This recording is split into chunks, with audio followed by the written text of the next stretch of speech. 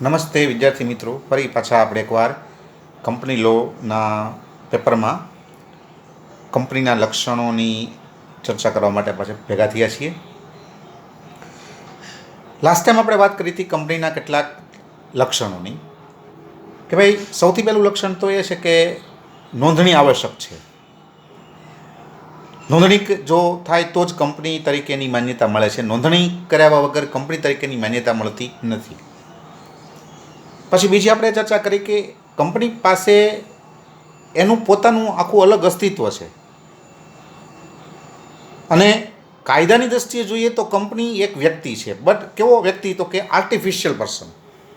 જેમ આપણે વ્યક્તિ છીએ એમ કંપની પણ વ્યક્તિ જ છે, પણ આર્ટિફિશિયલ, નોટ નેચરલ. પછી આપણે એ પણ બાબતની ચર્ચા કરી કે ભાઈ કંપની પોતાની જે સંમતિ છે એ કઈ રીતે આપે છે? તો કે સામાન્ય મોર દ્વારા. કંપની જ્યારે કોઈની સાથે પત્ર વ્યવહાર કરે, કંપની કોઈની સાથે જ્યારે કોન્ટ્રાક્ટ કરે, કોઈ પણ વ્યવહાર કરે, ત્યારે એ સમગ્ર જે કાંઈ ફોર્માલિટી હોય છે એ ફોર્માલિટીમાં કંપની પોતાના સીલ છે એનો ઉપયોગ કરે છે. કારણ કે કંપની પાસે પોતાનું ભૌતિક અસ્તિત્વ કે ભૌતિક શરીર નથી. આપણી પાસે આપણું શરીર છે એટલે આપણે હા પાડી શકીએ. ભાઈ તમને પૂછો સાહેબ તમારે આવવું છે, તો હું હા પાડી શકું, હા મારે આવવું છે, હું બોલીને સંમતિ આપી શકું. પણ it is not possible in the context of company because company has not any type of the physical body. એની પાસે શરીર નથી, માટે એ પોતાની સંમતિ પોતાના સામાન્ય મોર, કોમન સીલ જેને આપણે કહીએ છીએ, એના દ્વારા એ વ્યક્ત કરે છે. તો આવી બધી બાબતોની આપણે લાસ્ટ ટાઈમ ચર્ચા કરેલી હતી. હવે આજે એ જ શૃંખલામાં આપણે આગળ વધશું અને બાકીના જે બીજા 5 કહી શકાય બાકીના જે કાંઈ છે મુદ્દાઓ આપણે અહીંયા ચર્ચા કરશું. હવે એમાં સૌથી પહેલાં આજે આપણે વાત કરશું કે કંપની છે એનું સંચાલન કઈ રીતે થાય છે. તો અહીંયા તમારી સામે લખ્યું છે કે લોકશાહી સંચાલન. કંપની લોકશાહી એકમ છે.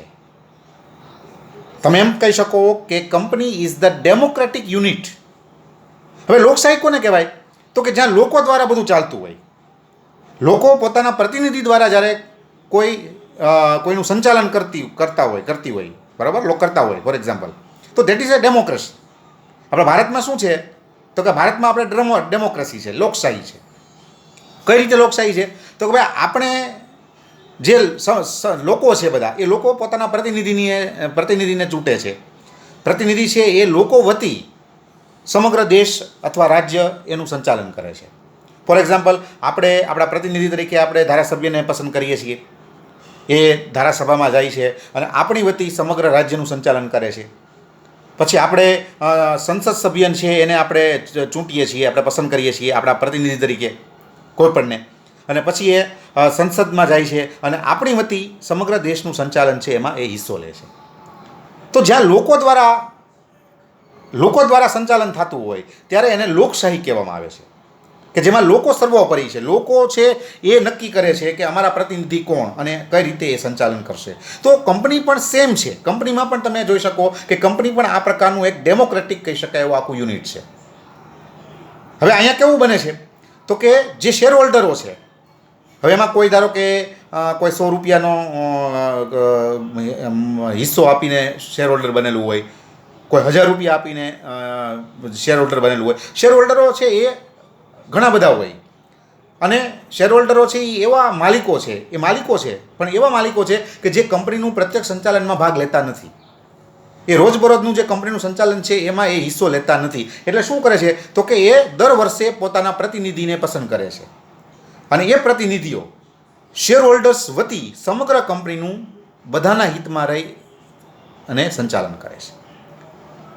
હવે તમને હું એક્ઝામ્પલ આપું તો કે ભાઈ ધારો કે કોઈ કંપની હોય, એ કંપનીમાં બધા શેર હોલ્ડરો હોય, એમાં કોઈક છે એ માની લો કે કોઈ મજૂર છે એ પણ શેર હોલ્ડર હોય. પછી કોઈ ધારો કે સામાન્ય કહી શકાય એવું કોઈ સરકારી કર્મચારી હોય તો એ પણ એમાં જેને કહેવાય શેર હોલ્ડર હોય. કોઈ નાનો એવો ફેરિયો પણ એમાં શેર હોલ્ડર હોય. શેર હોલ્ડરો આ પ્રકારના લોકો હોય છે. હવે આ બધા એવા લોકો છે કંપનીમાં કે જે કંપનીનું સંચાલનમાં પ્રત્યક્ષ હિસ્સો લેતા નથી. રોજબરોજનું જે કંપનીનું સંચાલન છે એમાં એ પોતે આવી શકે નહીં, ભાગ ન લઈ શકે, એની પાસે એવી ક્ષમતા પણ ન હોય કે એમાં પોતાનું યોગદાન આપી શકે.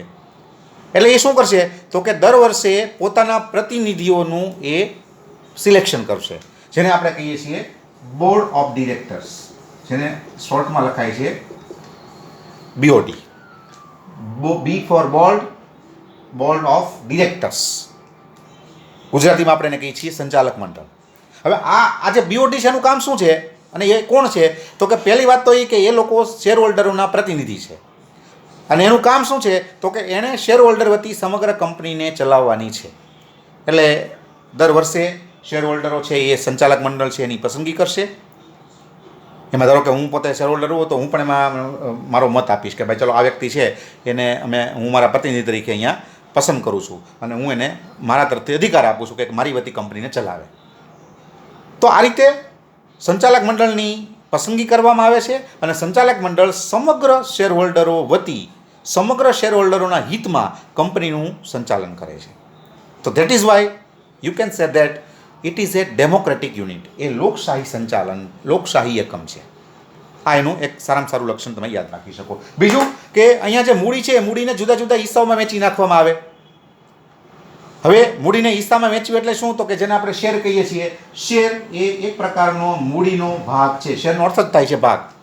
SHARE. આપણે એની માટે અંગ્રેજીમાં લઈએ છીએ SHARE. શેર એટલે હિસ્સો. પણ કેમાં હિસ્સો? તો કે મૂડીનો હિસ્સો, મૂડીનો એક ભાગ. ધારો કે તમને હું એક્ઝામ્પલ આપું કે માની લો કે કોઈ જસ્ટ ફોર એક્ઝામ્પલ એક કંપની છે એની મૂડી ફોર એક્ઝામ્પલ 1 લાખ રૂપિયા છે. તો એ 1 લાખ રૂપિયાની મૂડીને જુદા જુદા ભાગોમાં વહેંચી નાખશે. ફોર એક્ઝામ્પલ કંપની એવો વિચાર કરે કે આપણે 1 રૂપિયાનો ભાગ બનાવવો છે, 1 રૂપિયાનો શેર બનાવવો છે. તો એ શું કરશે? તો કે 1 લાખ શેર તૈયાર કરશે. 1 રૂપિયાનો એવા 1 લાખ શેર. પછી જે લોકોની ઈચ્છા હોય એ લોકો જેટલા પોતાની કેપેસિટી પ્રમાણે શેર ખરીદી શકે અને કંપની છે એમાં માલિકી હક અથવા માલિકી જે હિસ્સો છે એ મેળવી શકે. તો કંપની જે છે એ કંપનીની મૂડી આ રીતે જુદા જુદા હિસ્સાઓમાં વહેંચાયેલી હોય છે, જેને આપણે શેર તરીકે ઓળખીએ છીએ. આ શેર કોઈ પણ ખરીદી શકે અને કંપનીમાં પોતાનો માલિકી જે હક છે એ મેળવી શકે. તમને મેં વાત કરી કે ભાઈ રિલાયન્સ છે તો રિલાયન્સે શેર બહાર પાડ્યા. ફોર એક્ઝામ્પલ એક શેરની કિંમત 100 રૂપિયા છે, બરાબર છે. હવે માની લો કે કંપની 5 શેરનો લોટ આપે છે કે ભાઈ ચલો જેને એમાં જોડાવવું હોય એને ઓછામાં ઓછા 5 શેર લેવાના, 500 રૂપિયાના 5 શેર. તો હવે મને એમ થાય કે મારી પાસે 500 રૂપિયા પડ્યા છે ને મારે રિલાયન્સમાં જોડાવવું છે માલિક તરીકે, એઝ એ શેર હોલ્ડર તરીકે. તો હું 500 રૂપિયા છે એ આપી અને 5 શેર હું લઈ લઈશ. તો મેં મૂડીના 5 હિસ્સા ખરીદ્યા, બરાબર છે. મેં મૂડીના 100 રૂપિયાનો એક એવા 5 હિસ્સા મેં ખરીદ્યા છે. તો આ રીતે મૂડી છે એને જુદા જુદા હિસ્સાઓમાં અહીંયા વહેંચી દેવામાં આવે છે. આપણે એને શેર તરીકે ઓળખીએ છીએ. પછી તો કે અહીંયા સભ્યોની જે જવાબદારી છે એ કેવી છે? મર્યાદિત છે. યાદ રાખજો. આને કારણે આ શબ્દ ઉપર મેં એટલા માટે રિમાર્ક કર્યું છે કે આને કારણે કંપનીનું જે સ્વરૂપ છે એ ખૂબ જ પ્રચલિત છે, ખૂબ જ ફેમસ છે. ધંધાના જે બીજા જે બધા સ્વરૂપો છે, ફોર એક્ઝામ્પલ સોલ પ્રોપ્રાઇટર છે, ભાગીદારી પેઢી છે, તો આવા બધા જે ધંધાના જુદા જુદા સ્વરૂપો છે એમાં કંપનીનું સ્વરૂપ છે એ ખૂબ જ પ્રચલિત છે, ખૂબ જ ફેમસ છે. અને એનું કારણ શું છે? તો કે મર્યાદિત જવાબદારી. હવે કઈ રીતે? તો હમણાં મેં તમને એક્ઝામ્પલ આપ્યું કે માની લો કે ફોર એક્ઝામ્પલ હમણાં મેં તમને એક્ઝામ્પલ આપ્યું એને આપણે રિપીટ કરીએ ફરી પાછા આ મુદ્દાને સમજવા માટે થઈને કે માની લો કે રિલાયન્સે 100 રૂપિયાનો એક શેર બહાર પાડ્યો. એક જે એક્ઝામ્પલ છે, પ્રેક્ટિકલ જગતમાં થોડુંક આને કરતાં અલગ હોય છે, પણ just for your kind information. હવે 100 રૂપિયાનો એક શેર બહાર પાડ્યો અને કંપનીએ કીધું કે ભાઈ જે લોકોએ કંપનીમાં શેર હોલ્ડર તરીકે જોડાવવું હોય એને ઓછામાં ઓછા 5 શેર લેવા પડે, એટલે કે 500 રૂપિયા આપીને તમે શેર લઈ શકો. 5 શેર 500 રૂપિયા. હવે મારી પાસે 500 રૂપિયા પડ્યા છે. હમણાં તમને એક્ઝામ્પલ આપ્યું કે મારી પાસે 500 રૂપિયા પડ્યા છે. મને એમ થયું ચાલો ભાઈ આપણે કંપની રિલાયન્સમાં જોડાઈએ, એના શેર હોલ્ડર બનીએ. એટલે મેં 500 રૂપિયા છે એના 5 શેર લીધા. હવે તો કે મારી જવાબદારી કેટલી? તો કે બસ 500 રૂપિયાની. હું એકવાર કંપનીને 500 રૂપિયા ચૂકવી દઉં પછી મારી કોઈ જવાબદારી ક્યાંય રહેતી નથી. કાલ સવારે એવું બને કે ભાઈ રિલાયન્સ ઇન્ડસ્ટ્રી ફોર એક્ઝામ્પલ છે તો એ ફડચામાં જાય, બંધ થઈ જાય, અથવા જેને કહેવાય કે નાદાર જાહેર થાય, કાંઈ પણ થાય, પણ મારી જવાબદારી કેટલી? તો કે 500 રૂપિયા. મેં 500 રૂપિયા આપી દીધા, મારી જવાબદારી પૂરી. પછી કંપની છે, ધારો કે એ નાદાર જાહેર થાય કે કંપની બંધ થઈ જાય કે પછી ફોર એક્ઝામ્પલ જેને કહેવાય કે ફડચામાં જાય, મારે 500 રૂપિયાથી 1 રૂપિયો પણ વધારે આપવાનો રહેતો નથી, કારણ કે મારી જવાબદારી એ જે શેર હોલ્ડર લિમિટેડ છે. ત્યારે બીજા સ્વરૂપોમાં આવું નથી. ફોર એક્ઝામ્પલ સોલ પ્રોપ્રાઇટરશિપ છે, એકાંકી વેપારીમાં, એમાં એવું નથી. એમાં માનો કે મેં દુકાન નાખી છે, હવે અચાનક માની લો કે હું નાદાર અથવા ખોટ ગઈ, તો મારે મારી અંગત મિલકત જે છે એમાંથી પૈસા લાવી અને મારે એ દેવું ચૂકવવું પડશે. માની લો કે મેં એક દુકાન નાખી, હવે દુકાનની અંદર માની લો કે 5 લાખની ખોટ ગઈ, દુકાન બંધ કરવાનો વારો આવ્યો, તો મારે મારી અંગત મિલકતો વેચવી પડે, અંગત રીતે કાંઈ પૈસા લાવવા પડે અને મારે 5 લાખનું જે દેવું છે એ મારે ભરપાઈ કરવું પડે. એમાં મારી જવાબદારી અમર્યાદિત છે, અનલિમિટેડ છે.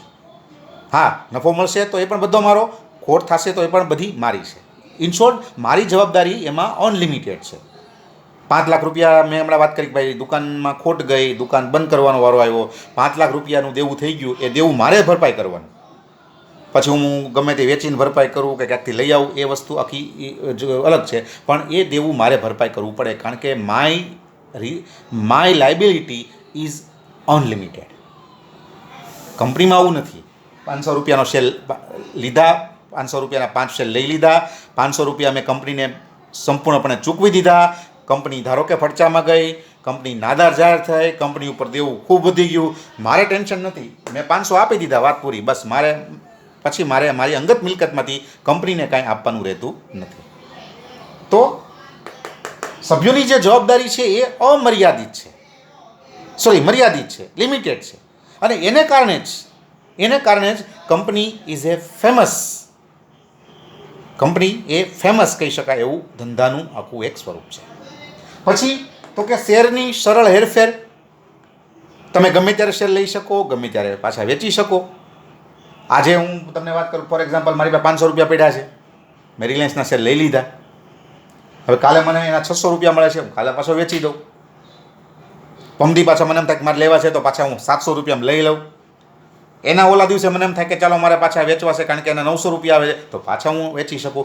હું એની સરળ રીતે હેરફેર કરી શકું છું. હું એને ગમે ત્યારે વેચી શકું છું, ગમે ત્યારે ખરીદી શકું છું, કંપનીમાં હું ગમે ત્યારે જોડાઈ શકું, કંપનીમાંથી ગમે ત્યારે હું પાછો નીકળી શકું. તો શેરની જે સરળ હેરફેર છે, હું મારો હિસ્સો, મારું હિત ગમે ત્યારે આપી શકું કોઈને, અને પાછું ગમે ત્યારે લઈ પણ શકું. તો આ રીતે કંપનીમાં શેરની જે હેરફેર છે એ એકદમ સરળ હોય છે, અને એ સરળતાને કારણે પણ કંપનીનું જે સ્વરૂપ છે એ બીજા કરતાં ઘણું વધારે લોકપ્રિય છે. અને બીજી અમર્યાદિત સભ્ય સંખ્યા, અહીંયા સભ્ય સંખ્યા ઉપર કોઈ મર્યાદા નથી. ખાસ કરીને જે જોઈન્ટ સ્ટોક કંપની છે એની સભ્ય સંખ્યા ઉપર કોઈ મર્યાદા નથી. જોઈન્ટ સ્ટોક કંપની, સંયુક્ત હિસ્સાવાળી કંપની, જેને આપણે પ્રાઇવેટ લિમિટેડ નહીં પણ એને આપણે લિમિટેડ કંપની કહીએ છીએ, બરાબર છે. તો એવી જોઈન્ટ સ્ટોક જે કંપની છે એમાં સભ્ય સંખ્યા ઉપર કોઈ નિયંત્રણ રાખવામાં આવેલું નથી. એમાં ગમે એટલા સભ્યો હોઈ શકે. It depends on the nature of the company, it depends on the policy of the company. Company જેવી નીતિ રાખતી હોય એ પ્રમાણે એ ગમે એટલી સભ્ય સંખ્યા રાખી શકે. સભ્ય સંખ્યા ઉપર એમાં કોઈ નિયંત્રણ નથી. હા, પ્રાઇવેટ લિમિટેડ કંપનીઓ છે, પછી અન્ય જુદા જુદા પ્રકારની જે કંપનીઓ છે એમાં જે રેસ્ટ્રિક્શન્સ છે, બધા નિયંત્રણો, એ આખી અલગ વાત છે. પણ સામાન્ય જે કંપનીનું સ્વરૂપ છે, જેને આપણે સંયુક્ત હિસ્સાવાળી કંપની અથવા જોઈન્ટ સ્ટોક કંપની કહીએ છીએ, તો એમાં સભ્ય સંખ્યા ઉપર કોઈ પ્રકારનું એમાં જેને કહેવાય કે નિયંત્રણ જોવા મળતું નથી. અને પછી છેલ્લું, last but not least, company છે એ સમગ્ર રીતે એ કાયદા દ્વારા નિયંત્રિત થાય છે. 10 નંબર અહીંયા છે, બરાબર. સંપૂર્ણપણે કાયદા દ્વારા નિયંત્રિત થાય છે. જન્મ કાયદા દ્વારા, કંપનીનું સમગ્ર જીવનકાળ કાયદા દ્વારા, અને કંપનીનું મૃત્યુ પણ કાયદા દ્વારા. તમે એને આ રીતે 3 તબક્કામાં તમે એનો આખો યાદ રાખવાનો પ્રયત્ન કરી શકો, બરાબર છે.